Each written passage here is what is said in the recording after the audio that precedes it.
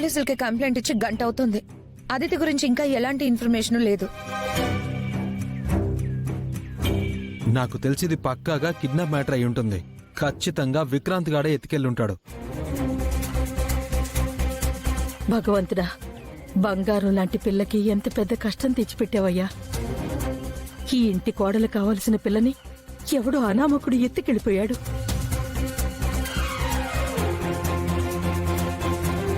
వాడు అదితిని పెళ్లి చేసుకునే ఉద్దేశంతోనే తీసుకెళ్లాడా, లేక వేరే ఉద్దేశం ఏమైనా ఉందేమో?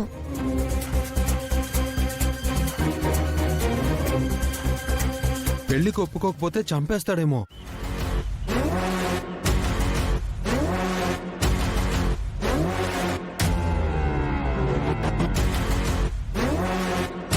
ఆగండి, అదితికేం కాదు.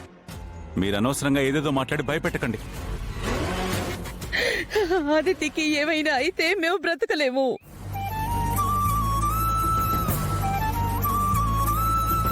దేవుడున్నాడు వదినా, అదితిని క్షేమంగా ఇంటికి చేరుస్తాడు. నువ్వు ధైర్యంగా ఉండు. అదిగో గౌతమ్ బాబు, అహల్యమ్మ ఆదిత్య అమ్మని తీసుకొస్తున్నారు.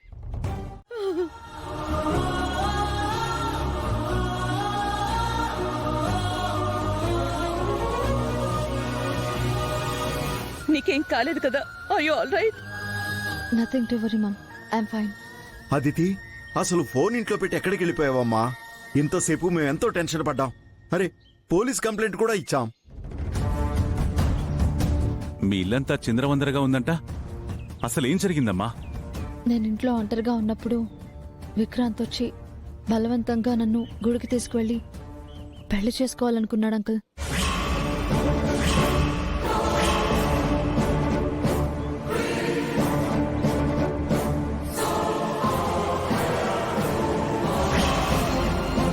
అదే టైంలో గుడికి వెళ్ళిన నేను అది చూసి అదితిని కాపాడే ప్రయత్నం చేశాను.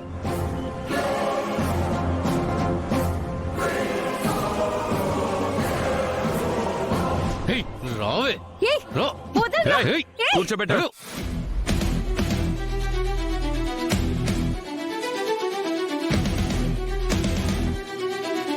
అప్పుడే నాకు విషయం తెలిసి గుడికి వెళ్ళాను. ఆ పెళ్లి నాపి విక్రాంత్ని వాడిని తమ్ముడిని కొట్టి పోలీసులకు అప్పచెప్పి అదితిని తీసుకొచ్చాం.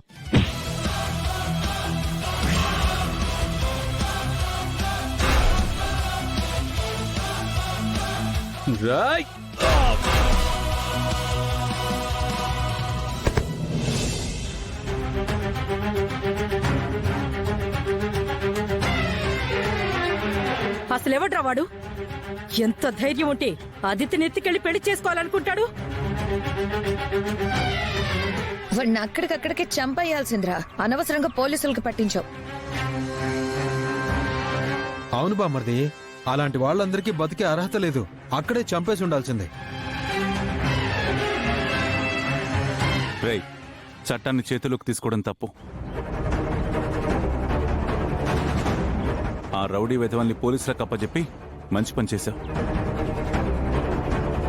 ఎంత పెద్ద గండం గడిచింది. సమయానికి వీళ్ళు వెళ్ళకపోయుంటే అదితి జీవితం నాశనం అయిపోయేది.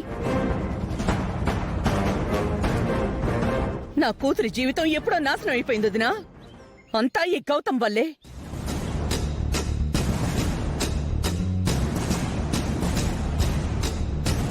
ఆ రోజే గౌతమ్ అదితిని పెళ్లి చేసుకునుంటే ఈ రోజు అదితికి కష్టాలు వచ్చేవే కావు.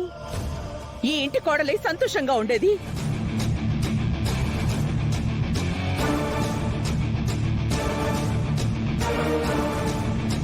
యామిని, ఇప్పుడు అవన్నీ ఎందుకు? అదితి సేఫ్ గా తిరిగి వచ్చింది కదా. అవును, బామ్మగారు ప్రతిసారి గౌతమ్ గారికి అదితినిచ్చి పెళ్లి చేస్తాను అని అనవసరంగా తన మనసులో లేనిపోని ఆశల్ని కల్పించారు.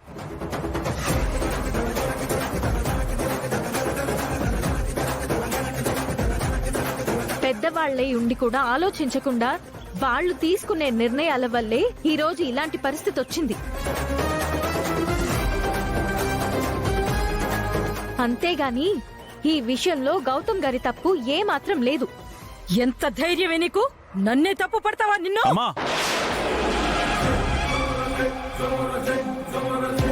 అహల్య అన్న దాంట్లో తప్పే ఉంది. తను నిజమే మాట్లాడింది.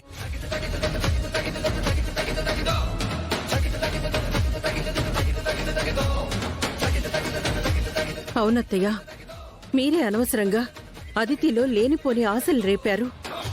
లేదంటే పరిస్థితి ఇక్కడ దాకా వచ్చుండేదే కాదు.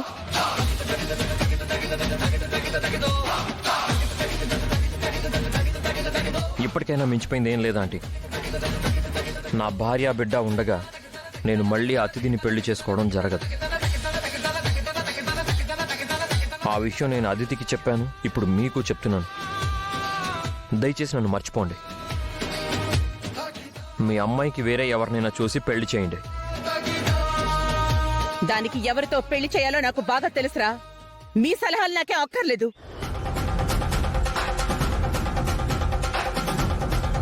పదమ్మా, రండి.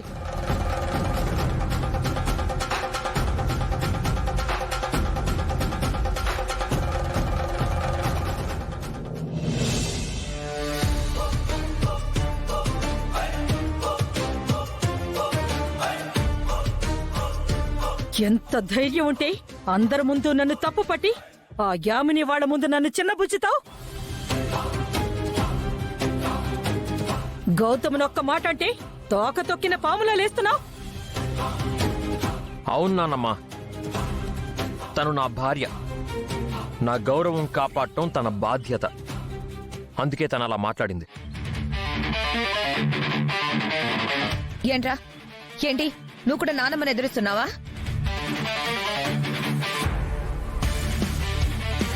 ఏంటి బామ్మర్ది ఇది? నీకు బామ్మగారి కన్నా భార్య ఎక్కువైపోయిందా?